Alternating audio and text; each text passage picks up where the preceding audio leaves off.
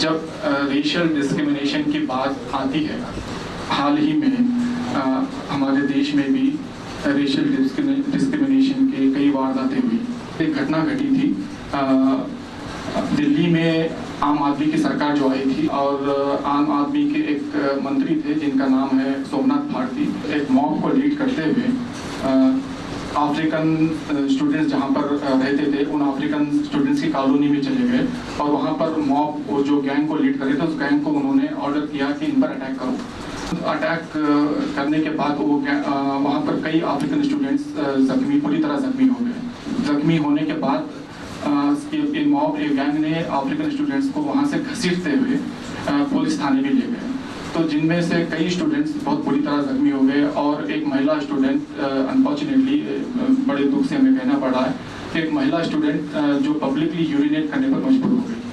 तो अब ये जितने स्टूडेंट्स हैं अफ्रीका से यहाँ पर भारत में आते हैं, उनका ये कहना है कि जब कानून मंत्री, जब कोई कानून चलाने वाला कोई कानून को अपने हाथ में लेता है और स्टूडेंट्स के ऊपर इतना बड़ा जो अत्याचार करते हैं, रेशियल डिस्क्रिमिनेशन के अंडर इसके एक्ट में आता है, तो इसको अब दूसरे कौन बचा सकेंगे। और दूसरी बात, आम आदमी पार्टी के नेता जो हैं अरविंद केजरीवाल खुद अपने आप को कहते हैं कि मैं इनकम टैक्स कमिश्नर था और हमने जब उनका पुराना रिकॉर्ड निकाल के चेक किया तो पता चला कि इन्होंने कभी भी इनकम टैक्स के अपने पूरे कैरियर में कभी भी उन्होंने जमकर 1 साल भी काम नहीं किया।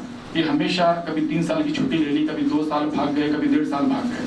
तो अब बताइए कि ये वहाँ पर अपने आला अफसरों को धोखा देते रहे और काम करने की बजाय उनको एक्यूज करके भागते रहे। करप्शन को लेकर आप आम आदमी पार्टी के नेता यहाँ पर आए, देश के सामने बड़ी समस्या को रखा, लेकिन अब माहौल ये बन गया है कि अरविंद केजरीवाल खुद देश की सबसे बड़ी समस्या बन गए हैं। हर दिन वो कुछ ना कुछ कांड कर देते हैं और देश विदेश में हमारा सब शर्म से झुक जाता है।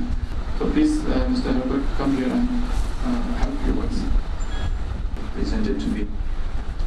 Well, according to my experience, most African students have been discriminated based on the color and the culture here in India. Places like Delhi and Goa, especially Goa, most of Africans were killed there. This was all based on racial discrimination, and I believe we can all come together and fight against racial discrimination, because we are all humans and we all have the right to be free and to interact globally. Thank you so much, Mr. Herbert. Through this press conference, we would like to tell the African nations and also the African students that there is nothing such as racial discrimination here. That particular incident of Mr. Somnath Bharti of Aam Aadmi Party, he was gone completely out of the course of the law.